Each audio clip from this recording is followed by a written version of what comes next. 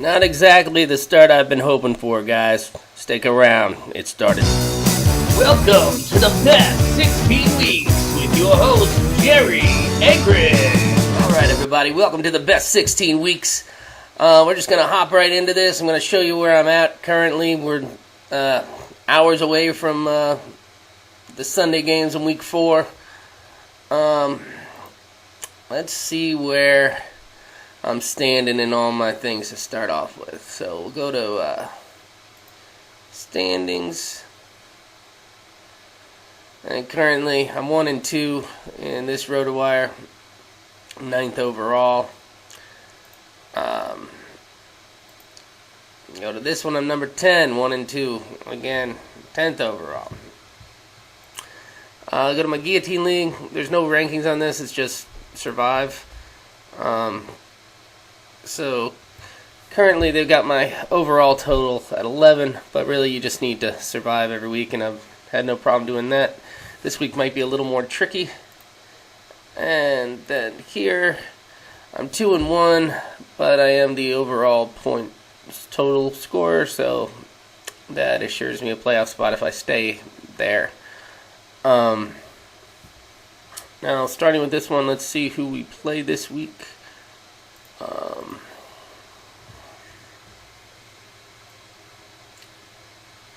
Alright, so I have Jordan Howard playing. That was a good choice. I left him out of my Guillotine League, which saddens me.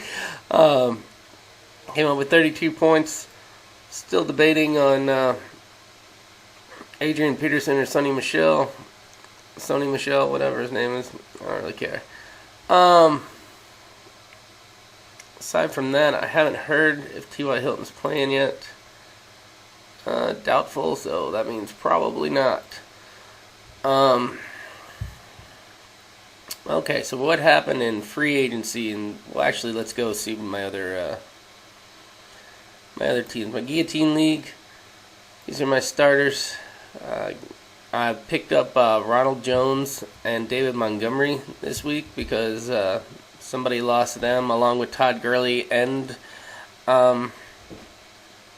who's the other one? Ezekiel Elliott. Now I have Melvin Gordon on the bench, and they are playing Miami, but I don't know if he's going to play. That's the big if. I feel like I want to put him in, but it's saying he will only play in an emergency. But I have a hard time believing he's going to be the third running back on that team with Justin Jackson out. I'm pretty sure even horrible Melvin Gordon's better than whoever the fourth string running back is on that team.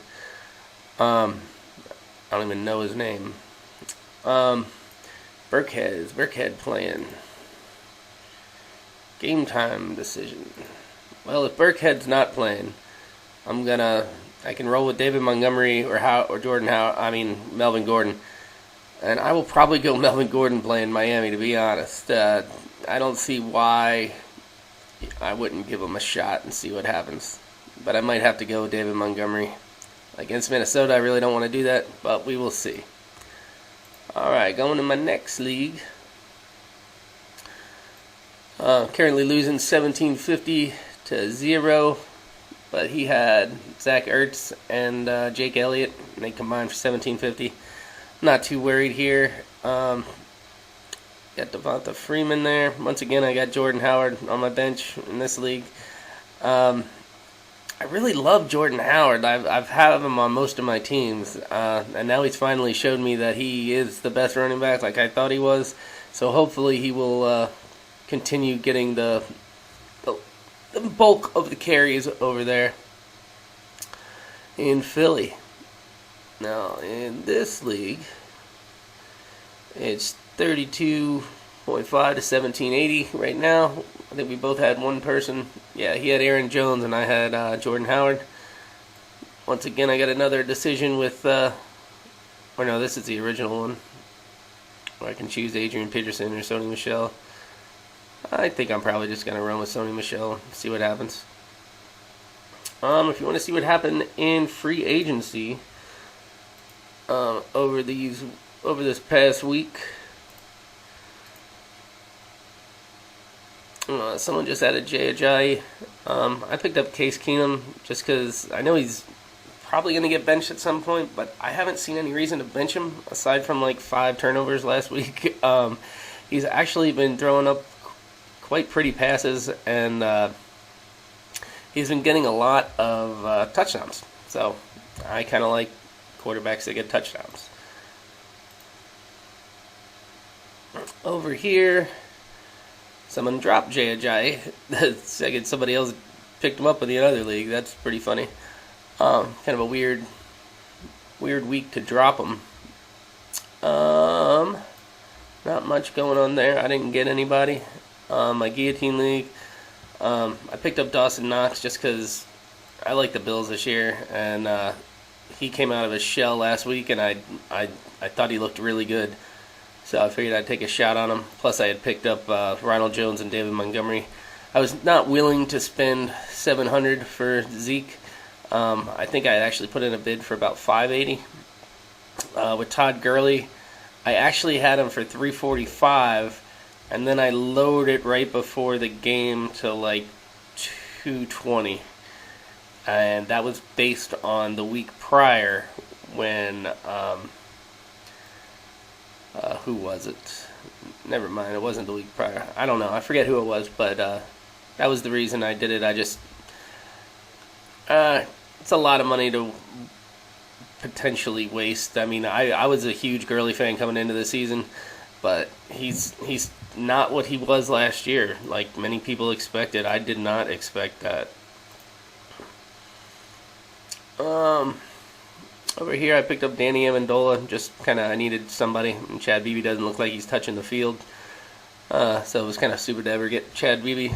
But it's $11. I can deal with that. Someone paid $700 for Wayne Gallman.